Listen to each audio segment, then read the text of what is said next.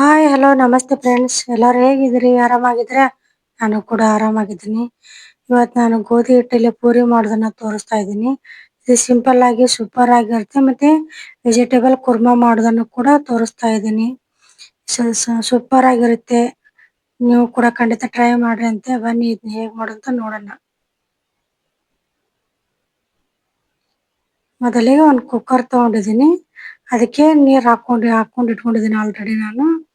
ಇವಾಗ ಅದಕ್ಕೆ ಒಂದು ಅರ್ಧ ಸ್ಪೂನ್ ಅಷ್ಟು ಉಪ್ಪು ಹಾಕ್ಕೊಳ್ಳೋಣ. ಅದಾದ ನಂತರ ಇದಕ್ಕೆ ಕಟ್ ಮಾಡಿ ಇಟ್ಕೊಂಡಿರೋಂಥ ಆಲೂಗಡ್ಡೆ ಹಾಕ್ಕೊಂತ ಇದ್ದೀನಿ. ಈ ಥರ ಮಧ್ಯ ಭಾಗದಲ್ಲಿ 2 ಭಾಗ ಮಾಡಿ ಹಾಕ್ಕೊಂಡ್ರೆ ಆಲೂಗಡ್ಡೆ ಬೇಗ ಕೂಡ ಬೆನ್ನುತ್ತೆ ಮತ್ತು ಟೇಸ್ಟ್ ಕೂಡ ಚೆನ್ನಾಗಿರುತ್ತೆ. ಅದಕ್ಕೆ ಈ ಥರ ಹಾಕ್ಕೊಂಡು ಬೇಯಿಸ್ಕೊಳ್ಳಿ. ಆದಷ್ಟು ಇಡಿಯಾದಾಗ ಹಾಕ್ಕೊಂಡ್ರೆ ಅಷ್ಟೊಂದು ಸರಿಯಾಗಿ ಬೇಯೋದಿಲ್ಲ. ಅದಕ್ಕೆ ಈ ಥರ ಕಟ್ ಮಾಡಿ ಹಾಕ್ಕೊಂಡ್ರೆ ಬೇಗ ಬೇಯುತ್ತೆ. ಇದನ್ನೀಗ ಬೇಯಿಸ್ಕೊಂಡು ಬರ್ತೀನಿ. ಇದಕ್ಕೆ ಇವಾಗ ಪೂರಿಗೆ ಹಿಟ್ಟು ನಾದ್ಕೊಳ್ಳೋಣ. ನೋಡಿ, 1 ಬಟ್ಲು ಗೋಧಿ ಹಿಟ್ಟು ಹಾಕ್ಕೊತಾ ಇದ್ದೀನಿ. ಅದಕ್ಕೆ ಮಧ್ಯ ಭಾಗದಲ್ಲಿ ಸ್ವಲ್ಪ ರೌಂಡ್ ಮಾಡ್ಕೊಳ್ಳೋಣ. ನೋಡಿ, ಈ ಥರ ರೌಂಡಾಗಿ ಮಧ್ಯ ಭಾಗ ಸ್ವಲ್ಪ ರೌಂಡ್ ಮಾಡಿಕೊಂಡ್ರೆ ಇವಾಗ ಇದಕ್ಕೆ ಚಿರೋಟಿ ರವೆ ಹಾಕ್ಕೋಬೇಕು. ಸೂಜಿ ರವೆ ಇರುತ್ತಲ್ವ, ಅದನ್ನ 4 ಸ್ಪೂನ್ ಅಷ್ಟು ಚಿರೋಟಿ ರವೆ ಹಾಕ್ಕೊತಾ ಇದ್ದೀನಿ. ನೋಡಿ, ನೀವು ಜಾಸ್ತಿ ಪ್ರಮಾಣದಲ್ಲಿ ಪೂರಿ ಮಾಡ್ಕೊತಾ ಇದ್ರೆ ಜಾಸ್ತಿ ಕೂಡ ಹಾಕ್ಕೋಬೋದು. ನಂತರ ಇದಕ್ಕೆ ಒಂದು ಚಿಟಿಕೆ ಅಷ್ಟು ಉಪ್ಪು ಹಾಕ್ಕೋಬೇಕು. ರುಚಿಗೆ ತಕ್ಕಷ್ಟು ಉಪ್ಪು, ಒಂದು ಚಿಟಿಕೆ ಉಪ್ಪು ಹಾಕ್ಕೊಂಡ್ರೆ ಸಾಕು. ಇವಾಗ ಇದಕ್ಕೆ ನೀರು ಹಾಕ್ಕೊಳ್ಳೋಣ. ನೋಡಿ, ಇದಕ್ಕೆ ನೀರು ಹಾಕ್ಕೊಂಡು ಸ್ವಲ್ಪ ಹೊತ್ತು ರವೆ ನೆನೆಯೋದಕ್ಕೆ ಬಿಡೋಣ. ನೋಡಿ, ಇವಾಗ ರವೆ ನೆಂದಿದೆ ಇಲ್ಲ ಅಂತ ಸ್ವಲ್ಪ ಚೆಕ್ ಮಾಡಿಕೊಂಡು ನೋಡಿ, ಚೆನ್ನಾಗಿ ರವೆ ಎಲ್ಲ ನೆಂದಿದೆ. ಇವಾಗ ಇದನ್ನೆಲ್ಲ ಚೆನ್ನಾಗಿ ಮಿಕ್ಸ್ ಮಾಡ್ಕೊಳ್ಳೋಣ. ಫಸ್ಟು ಇದು ಹಿಟ್ಟನ್ನ ಎಲ್ಲ ಸ್ವಲ್ಪ ಮಿಕ್ಸ್ ಮಾಡ್ಕೊಳ್ಳಿ. ಆಮೇಲೆ ನೀರು ಬೇಕನ್ಸಿದ್ರೆ ಮತ್ತೆ ಹಾಕ್ಕೊಳ್ಳಿ. ನೀವು ಫಸ್ಟೇ ನೀರು ಹಾಕ್ಕೊಂಬಿಟ್ರೆ ಮತ್ತೆ ನೀರು ಆಗ್ಬಿಡೋ ಚಾನ್ಸಸ್ ಇರುತ್ತೆ. ಅದಕ್ಕೆ ಫಸ್ಟ್ ಎಲ್ಲ ಮಿಕ್ಸ್ ಮಾಡ್ಕೊಂಡು ಆಮೇಲೆ ಸ್ವಲ್ಪ ನೀರು ಹಾಕ್ಕೊಂಡು ಹಿಟ್ಟನ್ನ ನಾದ್ಕೊಳ್ಳಿ. ನೋಡಿ, ಈ ಥರ ಎಲ್ಲ ನೀಟಾಗಿ ಹಿಟ್ಟನ್ನ ಚೆನ್ನಾಗಿ ನಾದ್ಕೊಂಡ್ರೆ ಪೂರಿ ಕೂಡ ಚೆನ್ನಾಗಿ ಬರುತ್ತೆ. ನೋಡಿ, ಈ ಥರ ಇದನ್ನೆಲ್ಲ ಚೆನ್ನಾಗಿ ಮಿಕ್ಸ್ ಮಾಡ್ಕೋಬೇಕು. ಸಾಫ್ಟಾಗಿ ಆದಷ್ಟು ಗಟ್ಟಿಯಾಗಿ ನಾದ್ಕೋಬಾರ್ದು, ತೀರಾ ತೆಳುವಾಗಿನೂ ನಾದ್ಕೋಬೇಡಿ. ಮೀಡಿಯಮ್ ಆಗಿ ಸಾಫ್ಟಾಗಿ ನಾದ್ಕೊಂಡ್ರೆ ಸಾಕು. ನೋಡಿ, ನೋಡ್ತಿದ್ದೀರಲ್ವ, ಈ ಥರ ಮುಟ್ಟಿದ್ರೇ ಈ ಥರ ಸ್ಮೂತಾಗಿ ಬರೋ ಹಾಗೆ ಇದನ್ನು ನಾದ್ಕೋಬೇಕು. ನೋಡಿ,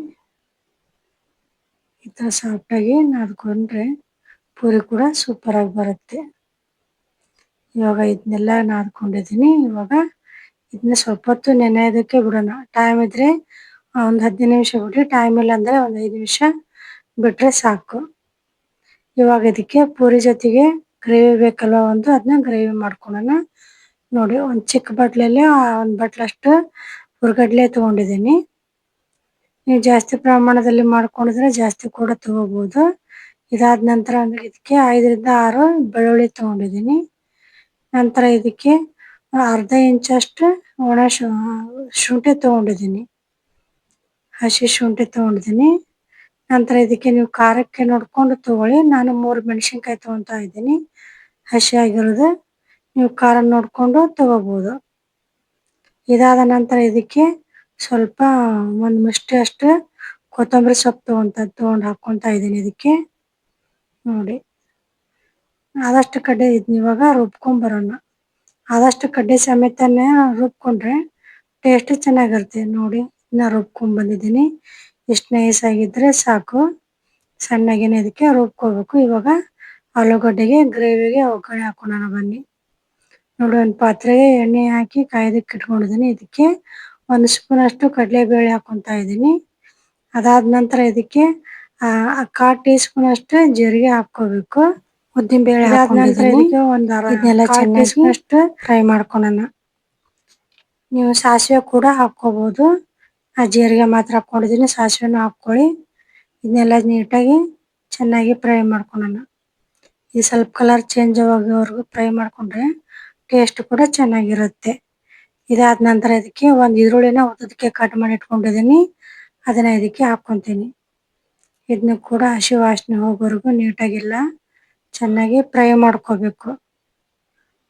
ನೋಡಿ, ಇದು ಎಣ್ಣೆಯಲ್ಲಿ ಚೆನ್ನಾಗಿ ಫ್ರೈ ಮಾಡ್ಕೊಳ್ಳಿ.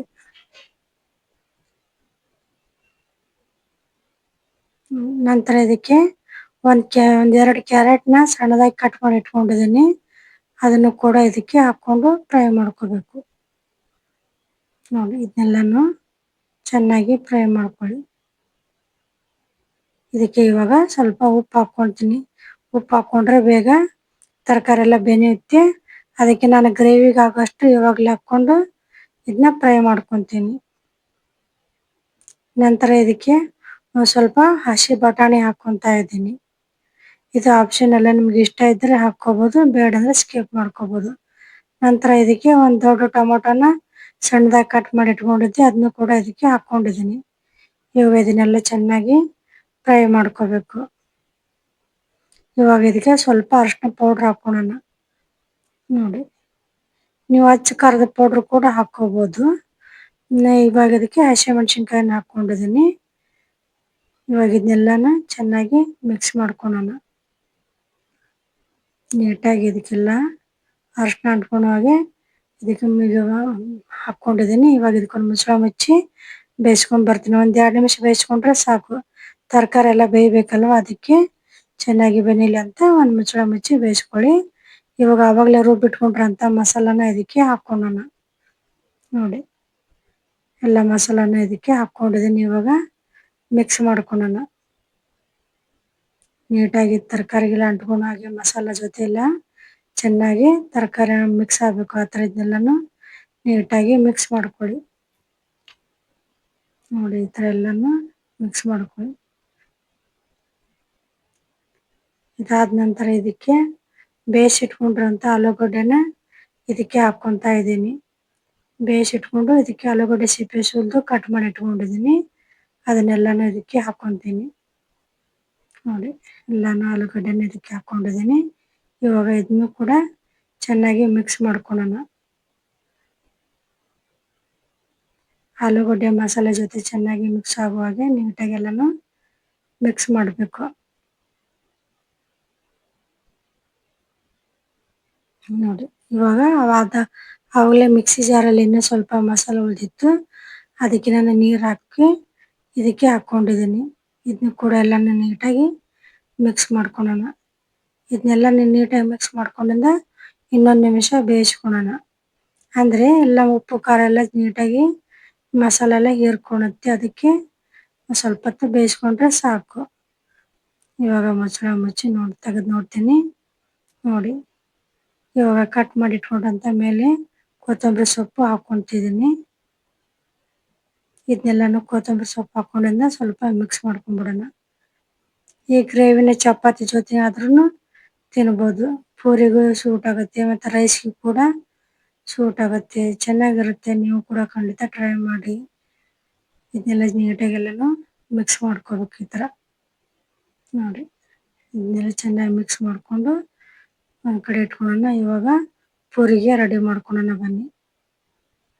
ನೋಡಿ, ಆವಾಗಲೇ ನೆನೆಯಕ್ಕೆ ಇಟ್ಕೊಂಡಿರೋಂಥ ಹಿಟ್ಟನ್ನು ತೆಗೆದು ನೋಡೋಣ.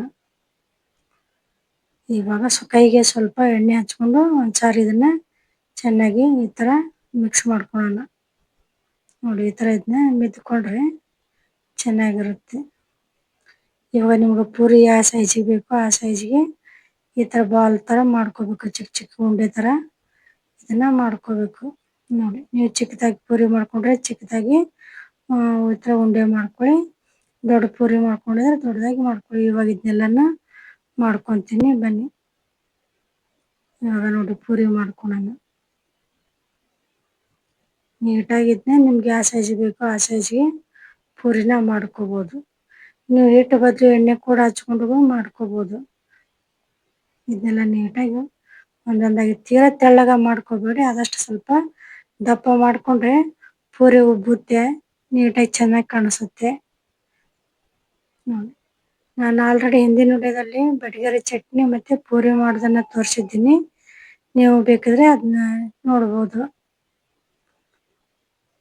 ನೋಡಿ, ಇಷ್ಟು ಮಾಡ್ಕೋಬೇಕು.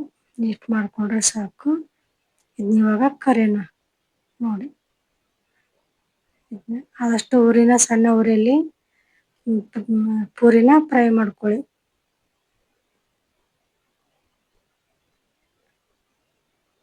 ನೋಡಿ ಇದೆಲ್ಲ ನೀಟಾಗಿ ಎಣ್ಣೆಲಿ ಚೆನ್ನಾಗಿ ಫ್ರೈ ಮಾಡ್ಕೊಳ್ಳಿ. ಆದಷ್ಟು ಸಣ್ಣ ಉರಿಯಲ್ಲಿ ಫ್ರೈ ಮಾಡ್ಕೊಳ್ಳಿ. ನಿಮ್ಗೆ ಗೋಲ್ಡನ್ ಕಲರ್ ಬರೋವರೆಗೂ ಕೂಡ ಫ್ರೈ ಮಾಡ್ಕೊಂಡ್ರೆ ಅದು ಕೂಡ ಸೂಪರ್ ಆಗುತ್ತೆ. ಬೇಡ ಅಂದರೆ ಸ್ವಲ್ಪನೇ ಫ್ರೈ ಮಾಡ್ಕೊಂಡ್ರೆ ಚೆನ್ನಾಗಿರುತ್ತೆ. ಪೂರಿ ಬೇಯಿಸ್ಕೊಂಡ್ರೆ ಚೆನ್ನಾಗಿರುತ್ತೆ.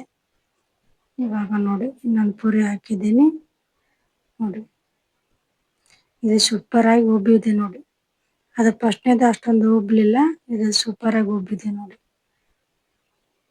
ನೋಡಿ ಚೆನ್ನಾಗಿದೆ ನೋಡಿ.